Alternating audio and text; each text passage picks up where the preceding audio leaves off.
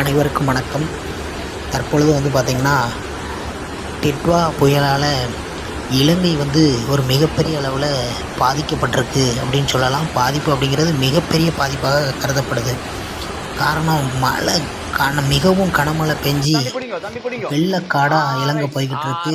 கிட்டத்தட்ட ஒரு ஆபத்தான நிலைமையில தான் இலங்கை மக்கள் இருக்காங்க அப்படின்னு சொல்லலாம். அந்த அளவுக்கு பார்த்திங்க அப்படின்னா இலங்கையில் வெள்ளக்காடாக இருக்குது. இலங்கை மலைப்பகுதிகளெல்லாம் இருந்து பார்த்திங்கன்னா நிலச்சரிவு ஏற்பட்டிருக்கு.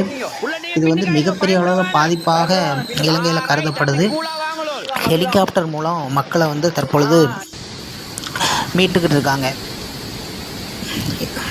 கிட்டத்தட்ட இலங்கையில் சாதாரணமாக அந்த டிட்வா புயல் இவ்வளோ பெரிய பாதிப்பை ஏற்படுத்தும் அப்படின்னு யாரும் எதிர்பார்க்கல. ஆனால் ஒரு 80க்கும் மேற்பட்டோர் தற்பொழுது உயிரிழந்திருக்கிறதா சொல்லி தகவல் வந்துக்கிட்டு இருக்கு.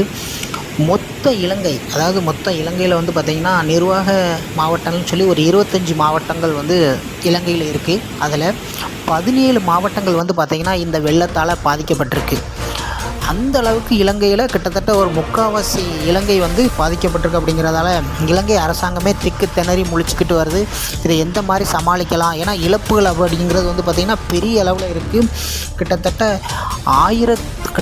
ஆயிரக்கணக்கான வீடுகள் இடிஞ்சு இருக்குது. இந்த மழையால் பாதிக்கப்பட்டிருக்கு. பல்லாயிரம் மக்கள் என்ன செய்தாங்க, இந்த தன்னுடைய இருந்த இடத்த விட்டு வெளியே வந்திருக்கிறாங்க.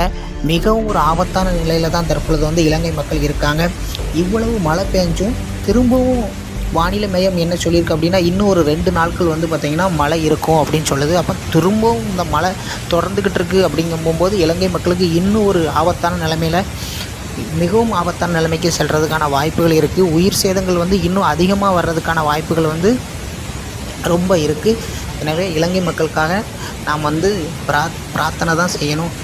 வேறு ஒரு செய்தி வருது அப்படின்னா இலங்கைக்கு அடுத்தாப்பில் சென்னையில் பார்த்திங்கன்னா ஒரு மிகப்பெரிய அளவில் இன்று மதியம் முதல் மழை பெய்யறதுக்கு ஆரம்பிக்கு ஒரு மழை இந்த டிட்வா புயல்னால் மழை ரொம்ப ஹெவியாக இருக்கும். நாளைக்கெல்லாம் அதீத கனமழை இருக்கிறதுக்கு வாய்ப்பு இருக்குது. சென்னையிலையும் இலங்கை மாதிரி சென்னையிலையும் மழை ரொம்ப ஹெவியாக இருக்கும் அப்படின்னு சொல்லி வானிலை ஆய்வு மையம் அறிவிச்சிருக்கு. சென்னையில் பார்த்திங்கன்னா பட்டினப்பாக்கம் கடற்கரை பகுதியிலலாம் பார்த்திங்கன்னா கடல் மிகவும் அதிகமான சீற்றத்தோடு காணப்படுது. இப்போ எனவே பொதுமக்கள் யாரும் பார்த்திங்கன்னா வெளியே வேண்டாம்னு அரசாங்கம் கேட்டுக்கொண்டிருக்கு. கொஞ்சம் கவனமாக இருங்க மக்களே. நன்றி, வணக்கம்.